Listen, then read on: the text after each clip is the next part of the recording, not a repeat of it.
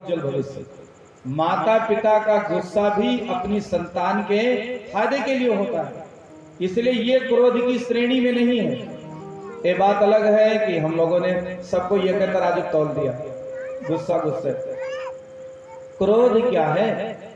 क्रोध है या तो मर जाएंगे या मार डालेंगे। इस वृत्ति में जब हम पहुंचते हैं तो विवेक शून्य होने लग जाता है व्यक्ति का। इसलिए धैर्य से काम लें। अगर क्रोध आवे तो कोई बड़ा निर्णय न लीजिए। आप किसी से मारपीट करना चाहते हैं, करो, हम रोकते नहीं, लेकिन इतनी देर के लिए रोक दो कि हम मारत तो जरूर उनका, लेकिन क्रोध शांत हो जाए तब आप आश्चर्य करेंगे, परिणाम उलट जाएगा। दुनिया में आपको एक भी आदमी ऐसा नहीं मिलेगा जिसने कोई क्रोध में काम किया हो और बाद में अपनी करनी पर पछताया न हो, क्योंकि क्रोध में जो भी हम करते हैं अंधे हो जाते हैं, विवेक शून्य हो जाता है। तो आप वही करो जो क्रोध में आपका निर्णय है, लेकिन उतना मौका जरूर दो कि करेंगे तो यही, लेकिन थोड़ा क्रोध हमारा रुक जाए। और आप आश्चर्य करेंगे, इतना मौका दे देंगे तो बात बन जाएगी। हमारी माताएं बहनें ध्यान दें, हल्ला न करो। अगर मान लो कोनो दिन सास का क्रोध लागिन जाए, चिल्लाए लागे, तो बहू चुप हो जाए, बहू न बोले। अगर किसी दिन बहुरिया को क्रोध लग जाए तो सास मुंह बंद रखें, थोड़ी देर बवाल ना बढ़े। लेकिन कहा नहीं कि जीव जीव से हारे तो का जीव लेके जा रहे, हम इनसे कम बोले जाने थे, उससे बवाल बढ़ जाता है। एक चिल्लाए, एक अंगार बने तो दूसरा जलधार बन जाए। अभी देखो परिवार में कैसे शांतिपूर्ण ढंग से बात बनी रहे। और ध्यान दीजिए भैया, अपने घर परिवार में कभी कभी रिश्तों को बचाने के लिए हमारी कोई गलती नहीं है, फिर भी झुकना पड़ता है। आप 4 सदस्य हैं, परिवार के 10 सदस्य हैं, किसी बात को लेकर के विवाद हो गया, ठीक है, यह भी सही है कि हमारी कोई गलती नहीं है, लेकिन हमारे थोड़ा झुक जाने से यदि परिवार का रिश्ता बचा रहता है तो कोई गुनाह नहीं है, हम छोटे नहीं हो जाएंगे। कुआं में बाल्टी डाली जाती है तो जब तक बाल्टी झुकती नहीं है, भरती नहीं है। इसलिए बड़े आदमी की पहचान है विनम्र होना। झुकते वही हैं जिनमें जान होती है, झुकते वही हैं जिनमें जान होती है। अकड़े रहना मुर्दों की पहचान होती है। तो जब मुर्दा होता है वो अकड़ा होता है, इसलिए अकड़ नहीं होनी चाहिए। खासकर अपने घर परिवार में प्रेम पूर्ण व्यवहार, समर्पण भाव हमारा सभी के प्रति होगा तो ही बात बनेगा। सास बहू को भी आपस में प्रीति बढ़ाने की आवश्यकता है। कभी 2 बात गम खा लेने से, हमारे 2 बात सह लेने से प्रेम व्यवहार बना रहे तो हम छोटे नहीं बनेंगे। इस बात का विशुद्ध रूप से सभी को ध्यान रखना चाहिए। अति क्रोध से बचें। अब क्रोधी की संतान क्रोधी हो गई। ब्रह्मा जी ने रुद्र को कहा, please come listen to me. क्या महाराज? कहने लगे कि ऐसी सृष्टि का क्या मतलब जो आपस में मारपीट करे, जाओ तपस्या करो। तपस्या करने चले गए। तब महाराज ब्रह्मा जी ने अपने 10 इंद्रियों से 10 ऋषियों को प्रकट किया। मरीचिरत अंगिरसो पुलस्तः पुलः क्रतु भृगुर वशिष्ठो दक्षस्य दशम तत्र नारद। 10 इंद्रियों से 10 ऋषियों को प्रकट किया महाराज, फिर भी सृष्टि नहीं बढ़ी।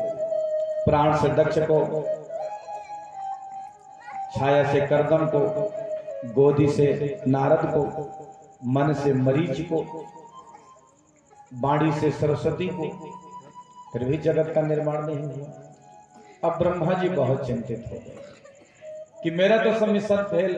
मंजिल मिले ना मिले ये मुकद्दर की बात है, मंजिल मिले ना मिले ये मुकद्दर की बात है, हम कोशिश ही ना करें ये गलत बात है। इसलिए फल देना तो ईश्वर का काम है, हमें आलसी बन के नहीं बैठना है। हाथ पे यो हाथ रख के तुम न बैठो, ये समय युग के संक्रांति का है। इसलिए हमें हिम्मत नहीं हारना है, मेहनत करते रहना है। कभी ना कभी तो बात बन ही जाएगी। तेरी बिगड़ी बनाएगी कौन? राधा प्यारी जी।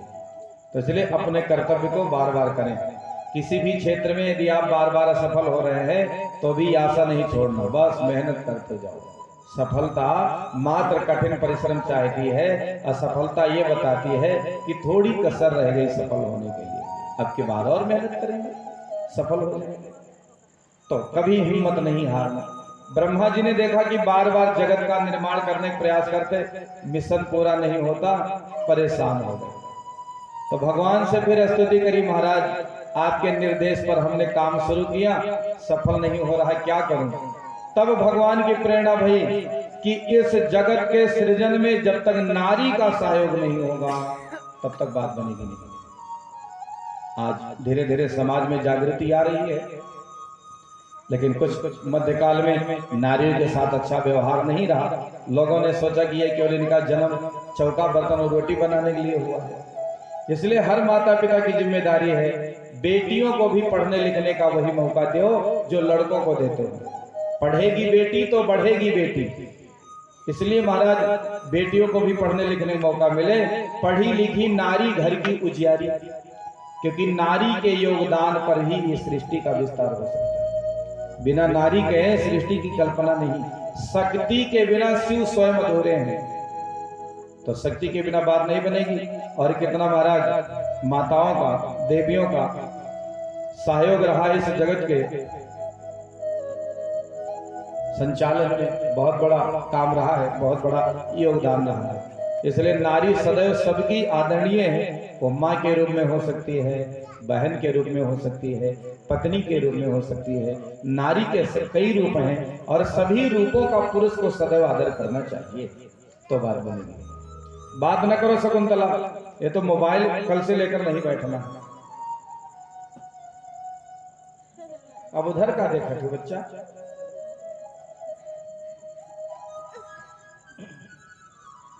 क्या करें, आदत के बिगाड़ा है। एक दिन ही कहीं पंडित जी लड़का हमसे झूठ बोला था, तो हमने कहा आप ही सिखाए हुई, अगर लड़का झूठ बोल रहा है तो मम्मी पापा जिम्मेदार है। कैसे? कहनो कहा कि मम्मी 50 रुपया दे दो ना, सर जी मरी हैं, कापी लेके कहीं पढ़ो लिखो तो हेराई गई, झूठ है। और लेगा सब उठपटांग काम खर्च कर दिया। माँ परेशान है कि पैसा मांग ले गया, कापी भी नहीं खरीदी, क्या कर डाला। झूठ बोलकर पैसा ले रहा है, कभी झूठी फीस के नाम पर, कभी कापी कलम के नाम पर। सिखाया कौन है? बच्चा जब छोटा था तो मम्मी ने कहा चुन्नू अब वह पड़ोसी नहीं है, कहीं तुम्हार मम्मी कहाँ ही, तो कहीं मम्मी बाजार गई। फिर गई अंगन में बैठी है घर में, पड़ोसी नहीं, कहीं चुन्नू मम्मी कहाँ गई, कहीं मम्मी बाजार गई ही, कहीं नहीं कह दियो बाजार गई है, अंगन में बैठी है। और पड़ोसन तो हंस के चली गए। चुन्नू मम्मी बाहर आई तो झापड़ मारी धाम इन गदहा के रे, तो कहें मम्मी यह तो कहो रहा, तो कहे चुतिया कहा तो यह रहा, लेकिन ई ना कहे रहा कि अंगन में बैठी है।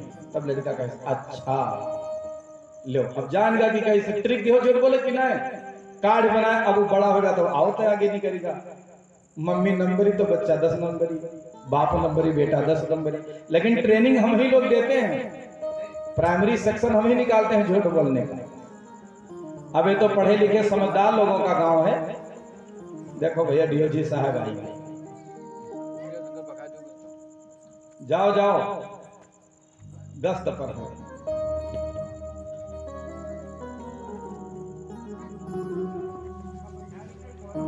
आगे से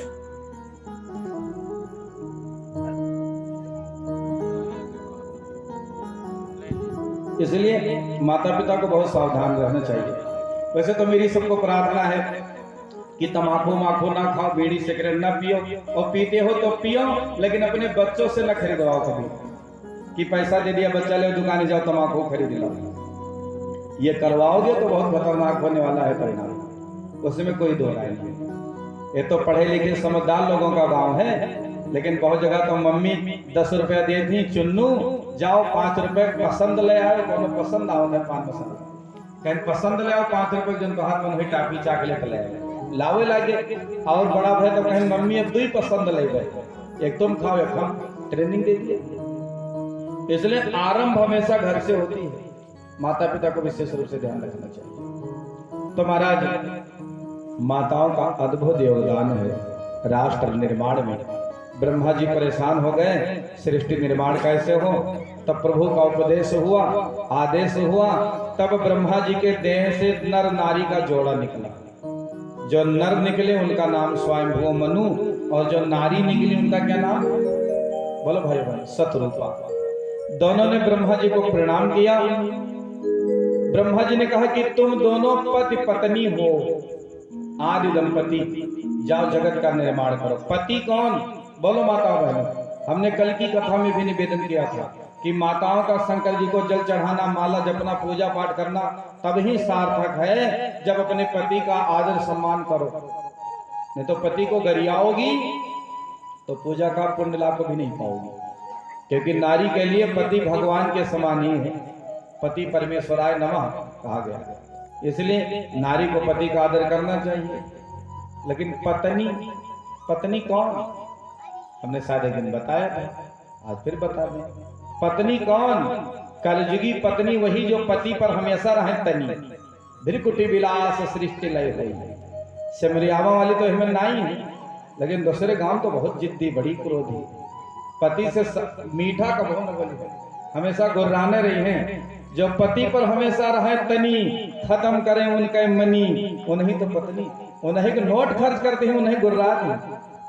लेकिन सिमरियाओं की माताओं बहनों को हम प्रणाम करते हैं जो नहीं नाई है। दूसरे गांव वाली बहुत गुर्रात है पति, लेकिन गुर्राना नहीं चाहिए नारी को पति से। मीठा बोलो, यही लिए साल भर में एक बार करवा चौथ आता है, प्रशिक्षण होता है उस दिन की पति का कितना सम्मान करना है, कितना आदर करना है। एक दिन ही ऋषियानी तो कहने कि आज करवा चौथ है, हमने मुंह से न निकला हुआ हो कुछ, काल सुद व्यास है तो हर खबर ले अब लो, ये गति है। करवा इसलिए आया था कि रोज आदर करना, लेकिन कहीं नमाज बीते जो काल न बीती, काल तो हर पूरा सुद व्यास से खबर लगी। बोलो भागवत भगवान की जय। तो शतरूपा को भगवान ब्रह्मा ने कहा है कि ये तुम्हारे पति हैं, तुम इनकी पत्नी हो, दोनों गृहस्थ जीवन आरंभ करो और मैथुनी सृष्टि के द्वारा जो संतान उत्पन्न करो। मनु ने कहा कि बाबा पूरे संसार में पानी पानी है, मैं कहाँ रहूं, कहाँ घर बनाऊं। तब ब्रह्मा जी को आ गई छींक, छींक से भगवान नारायण स्वयं 12 रूप में अंगुष्ठ के आकार के प्रकट भय, क्षण मात्र में उन्होंने विशाल काय शरीर धारण कर लिया। जल को चीरते फाड़ते हुए रसातल में गए। प्रलय के समय धरती रसातल में चली गई थी। धरती को अपने दाढ़ों पर धारण किया, ला करके स्थापित किया। रास्ते में हिरण्याक्ष दैत्य मिला, उसका वध कर दिया। मनु महाराज इस धरती के प्रथम राजा बने। हम लोग मनु की संतान हैं, इसलिए मनुष्य कहे जाते हैं। मनुष्य क्यों कहे जाते हैं? क्योंकि हम लोग मनुष्य की संतान हैं, इसलिए मनुष्य, इसलिए मानव, मानव। पति पत्नी दोनों रहने लगे, समय बीता, उनकी 5 संतानें हुई। बोलो माताओं बहनों, मनु महाराज की कितनी संतानें? बेटा मोबाइल सामने बैठ के मत देखो, देखना तो घर चले जाओ। वो पंडित के कथा ना हो कि मुंडी गाड़ी पोथी देखो तो हर मन हो तो उनका। यहाँ कथा में बैठिए तो I look to you, you look to me, पर है बड़ी मुश्किल। व्यासपीठ के सामने सजगता पूर्वक बैठिए, ये बहुत बड़ी कथा हो रही है। ये अवसर सबको नहीं प्राप्त होता। भागवत ज्ञान यज्ञ का जो स्वरूप है उस प्रकार से कार्यक्रम होता है, इसलिए सब लोग इसका लाभ अर्जित करिए। और हमारा तो कई वर्षों का अनुभव है कि कथा में थोड़ी बहुत यदि लोगों का मन न लगे, बाद में बहुत पछताते हैं लोग। जब कथा बीत जाती है, लोगों के फोन आते हैं, पंडित जी वो दिन याद आ रहा है कि घर में सत्संग की वर्षा हो रही है। इसलिए ये दिन भी एक सप्ताह के बाद एक याददाश्त बन जाएगी।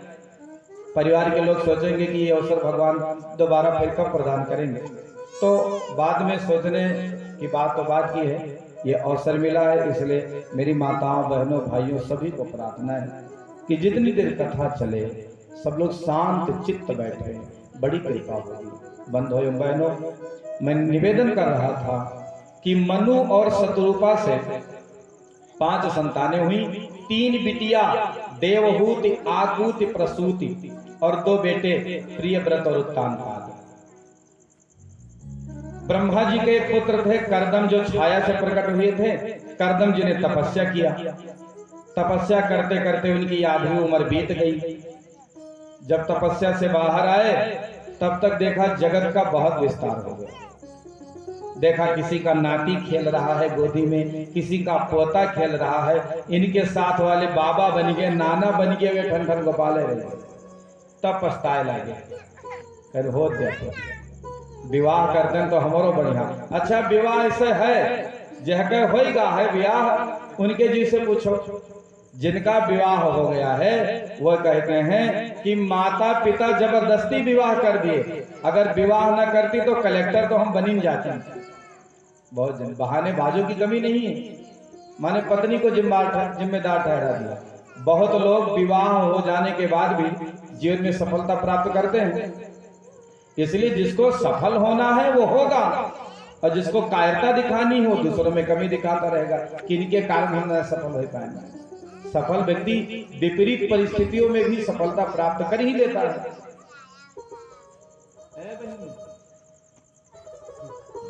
जिनको सफलता प्राप्त करनी हो कर लेते हैं। इसलिए विवाह जिनका हो गया है वह कहते हैं विवाह मिटाए देना है, हम बहुत तरक्की करते हैं।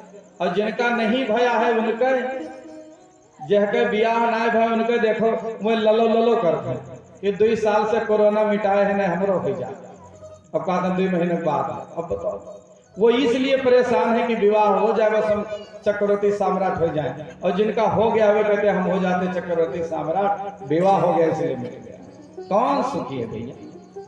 करदम जी बड़े चिंतित हो रहने लगे।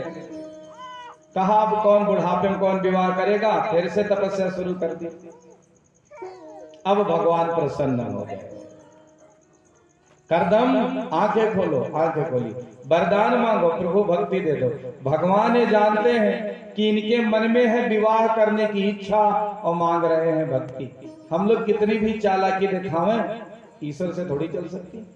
वो नहीं जानते कि माला जप रहा है और मन में बेईमानी चल रही है, पता है उनको। इसलिए वे तो सब जानने वाले हैं महाराज, संपूर्ण बातें जानते हैं। भगवान जान गए कि इनके मन में विवाह की इच्छा है। भगवान ने कहा करदम जी विवाह कर लो।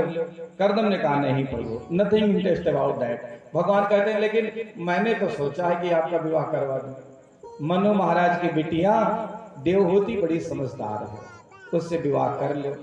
कहा प्रभु वैसे हमारी तो इच्छा नहीं है, बाकी आपकी मर्जी। इसलिए कहा क्योंकि पुराने जमाने में संतान अपने माता पिता का बहुत सम्मान करते थे। अगर किसी के विवाह की चर्चा होती थी, यहाँ भी हमारे परिजन वरिष्ठ लोग बैठे हैं, उनके विवाह की बात उन्होंने नहीं की होगी, माता पिता ने तय कर दिया। दिखाई सुनाई थोड़ी होती थी। अभी तो 20-30 सालों में ज्यादा बढ़ गया प्रचार इसका। नहीं तो पहले तो नाव पंडित मिल के विवाह होगा, नहीं तो माता पिता ने बात कर ली विवाह हो गया। वो तो विवाह गौना हो जाता था, उसके 2-3 साल बाद ससुराल जाने में मौका मिलता था। अब केवल विवाह की चर्चा भर हो जाए, परीक्षा हो चाहे ना हो, केवल चर्चा हो जाए कि फला जगह विवाह होना है। वायरस चाहे देर में फैले, लेकिन फोन नंबर और तेज फैलता है वायरस से ज्यादा। नंबर यहवर होगा। अब दिवाली में घुसे रह जाते मोबाइल धरे चू पू पू, तकियम घुसा जाते हैं, कोई पेड़ में दबका बतुआ था, बातें शुरू हो गई। पर पहले ऐसा नहीं था। घर के वरिष्ठ जन ही विवाह तय कर देते थे। हाँ ये हो गया।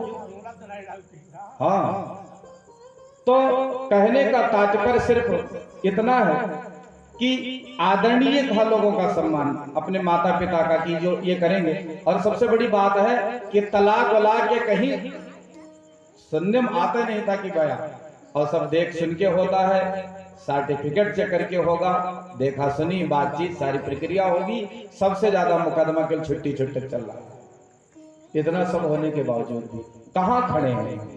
अनमोल तेरा जीवन यूं ही गंवा रहा है, किशोर तेरी मंजिल किशोर जा रहा है।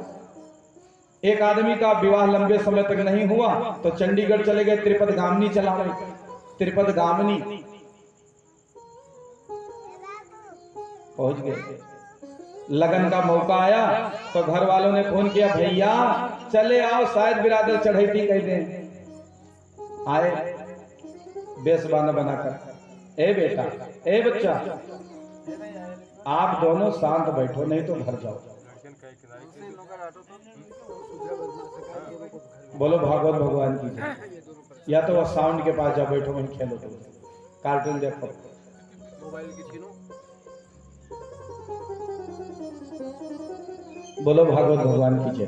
भाइयों बहनों, मैं प्रार्थना कर रहा था, वो आया लड़का, रिश्तेदारी वाले आए तो कहने हम लड़की देखबे। अच्छा एक बात समझ लो, आपन लड़का चाहे लीपा पोता हो, लेकिन बहु अंग्रेजी स्टाइल वाली चाहिए।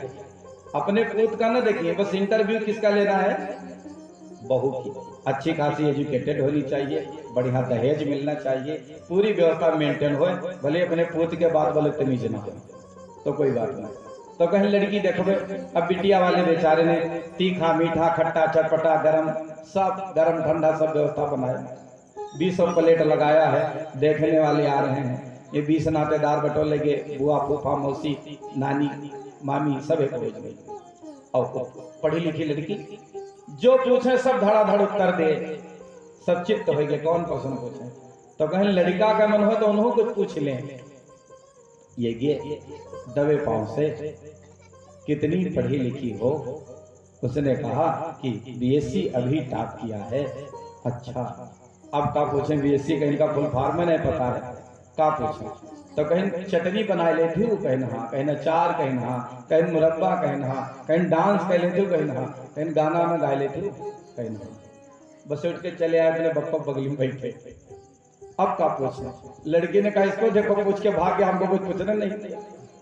लड़की आई, hello hello I want some talk you, कहीं I want some talk you, कहीं तो जान के ज्यादा पढ़ा लिखा के मतलब, कहीं हमें तो कुछ पूछा ही नहीं दियो।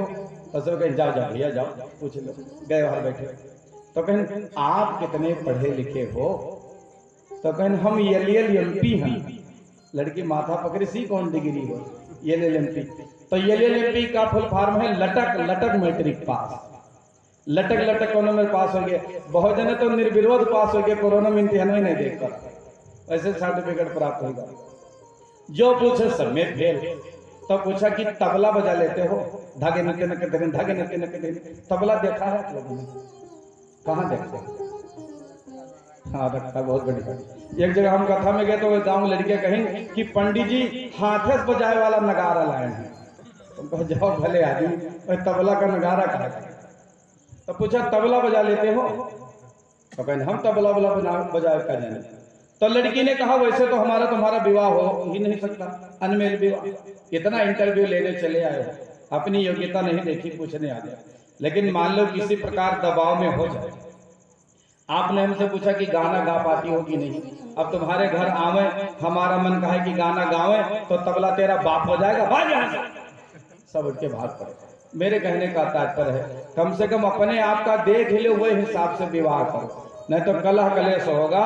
नहीं तो 95% पत्नी विवाह हो गया है तो मजबूरी में जिंदगी की गाड़ी घसीटे हैं, संतुष्टि नहीं है, विचारों का मेल नहीं है। और चाहे जितनी संपदा आ जाए, अगर पति पत्नी में आत्मिक प्रीति नहीं है, प्रेम नहीं है, तो किस काम का। इसलिए पति पत्नी में लगाव होना चाहिए, हृदय का, आत्मिक प्रीति का। तो बात करें, आज करदम जी के मन में विवाह की इच्छा तो है, लेकिन इतना अपना सम्मान है आराध्य का, वे कहते हैं मैं नहीं करना चाहता। मनमा भाव मोड़ हिलावे, भगवान जान गए।